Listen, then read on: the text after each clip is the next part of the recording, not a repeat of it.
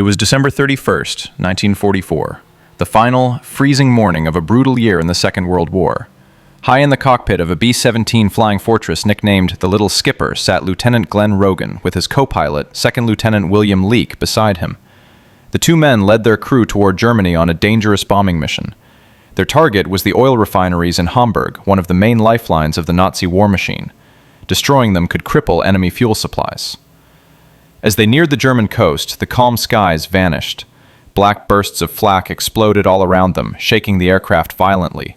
Metal fragments whizzed past the windows like angry hornets. Rogan and Leake could hear the pounding of anti-aircraft guns far below. All around, other B-17s were being torn apart. The formation that had seemed so tight now looked like a field of falling debris. Rogan spotted the smoke marker over the docks, the signal that the bomb run was about to begin. Every surviving bomber opened its bomb bay doors. The gunners braced themselves as the plane shook from the turbulence. "Bombs away!" came the call from Sergeant James Shirley, the bombardier. One by one, heavy, 500-pound bombs dropped from the belly of the Little Skipper and plunged toward the target.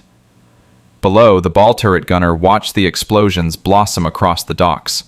The bombs had hit right on target. Rogan allowed himself one quick breath of relief before pulling the plane into a turn.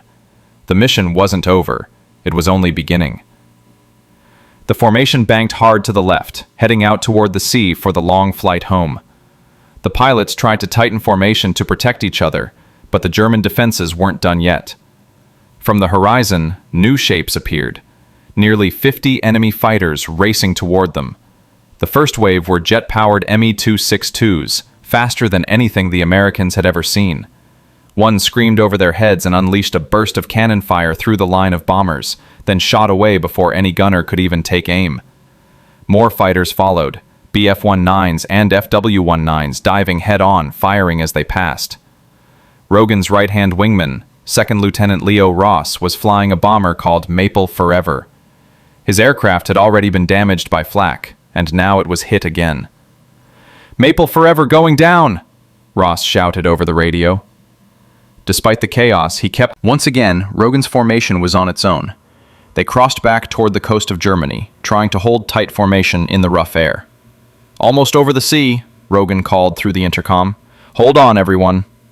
But the flak started again the moment they approached the shoreline. The bombardment was so heavy that they could barely see each other through the smoke.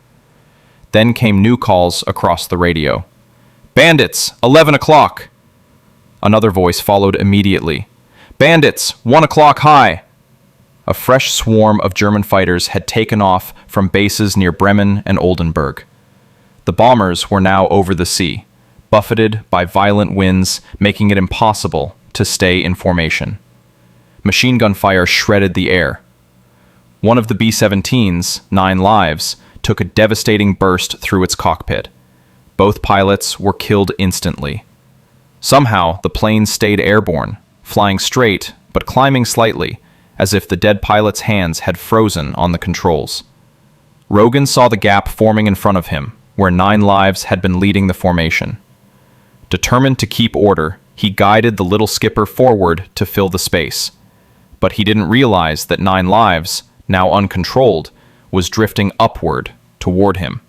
At exactly 12:44 p.m., the two massive bombers collided midair. The crash shook the Little Skipper so violently that Rogan's hand was thrown from the throttle, and Leake's knees slammed into the control column. For a moment, they thought they'd been shot down. "What in God's name was that?" Leake yelled. Then Rogan looked out the side window and froze. "Bill, we're sitting on another bomber." He was right. 9 lives had rammed directly into the underside of the Little Skipper, and the two aircraft were now locked together in midair, one fused on top of the other, both somehow still flying. "We're stuck together like dragonflies," someone muttered. Inside 9 lives, Staff Sergeant Edward Woodall Jr., the ball turret gunner, was still alive.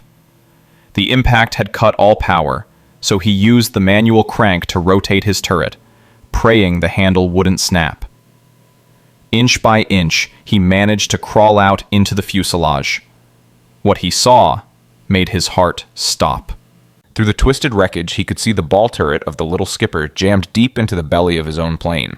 Inside was Corporal Joe Russo, the gunner from Rogan's crew. Russo was trapped. Through the cracked plexiglass, Woodall saw him crossing himself, whispering prayers. The intercom on the little skipper was still working, and the rest of the crew could hear Russo's faint voice reciting the Hail Mary. Leake later said that hearing it broke him. "I couldn't help him," he recalled. "I felt like I was invading his last moments." He removed his headset so that Russo could have his final prayers in peace. Meanwhile, one of 9 Live's engines was burning fiercely, spreading fire toward the little skipper's left wing. Rogan and Leake wrestled the controls, trying to keep the 2 bombers level. If they crashed into the North Sea, everyone would die. They had to make it to land so that at least some of the crew could bail out. "Come on, hold together," Rogan muttered, gripping the control yoke until his knuckles turned white. Inch by inch, he managed to turn the 2 interlocked bombers toward the coastline. It was an almost impossible feat of flying. Flames licked the wing. The metal under their feet grew hot. Ammunition began to explode in the fire, bullets whizzing around the cockpit. "We're almost over land," Rogan shouted through the intercom. "Get ready to bail out. Use the tail door." At the back of the plane, 3 crewmen, Elkin, Newhouse, and Little, were still trying to free Russo from his crushed turret. They could hear him praying inside. "It won't move," Elkin cried. The bolt was jammed solid. There was no way to save him. With tears in their eyes, they made the hardest decision of their lives. They looked back one final time, then leapt through the flames into open air. Below, on the ground, German soldiers stationed on the coastal island of Wengerooge looked up and froze. From their vantage point, it looked like a single monstrous plane with 8 engines flying low and burning furiously. One Wehrmacht officer realized instantly that these men were doomed. "Feuer einstellen," he shouted. "Hey, cease fire! These poor men have no chance." Inside the cockpit, Rogan knew the end was near. "Bill, you've got to jump," he yelled to his co-pilot. "Get out now." But Leake refused. "I'm staying, Glenn.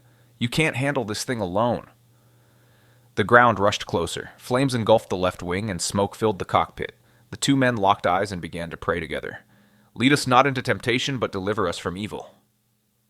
Moments later, 9 Lives hit the ground first and exploded into a giant fireball. The force of the blast threw the little skipper back into the air like a toy.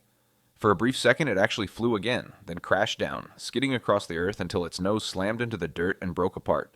Silence. When Rogan opened his eyes, he couldn't believe it. He was alive. He turned to see Leake beside him, bloodied but conscious. Both men had somehow survived. They crawled out of a jagged hole behind the cockpit, pulling themselves into the cold daylight. Leake, dazed and exhausted, reached into his jacket for a cigarette. He was just about to light it when he heard shouting and looked up to see a German soldier pointing a rifle straight at his face. "Halt!" the soldier barked. Then, realizing the danger, he gestured wildly at the leaking fuel pouring from the wreckage. "Are you crazy? You'll set us all on fire." Despite being taken prisoner, Rogan and Leake had beaten impossible odds. Out of the 2 planes, the little skipper and 9 Lives, 10 men survived, 6 from Rogan's crew and 4 from the other. Later, when questioned about the event, Rogan spoke very little about himself. For his bravery and extraordinary flying skill, he was awarded the Distinguished Flying Cross, but he always insisted that the real hero was his co-pilot. "In all fairness, I'll be erupted," he said. "Bill Leake is the reason I'm alive today." The incredible incident became known as the piggyback flight, one of the most unbelievable true stories of World War II aviation. A moment when 2 doomed planes locked together in the sky and through pure courage and determination made it back to land. Many years later, their story was retold in detail by Cindy Rogan in her book, The Piggyback Flight, A Pilot's Journey, honoring the men who lived through that terrifying day. And though time has passed and the roar of those engines has long faded, the story of the little skipper and 9 Lives remains a powerful reminder of human bravery, of men who refused to give up, even when the sky itself seemed determined to bring them down. If you thought this story was unbelievable, there's another one you should hear. About a B-17 tail gunner who fell thousands of feet without a parachute and lived to tell the tale.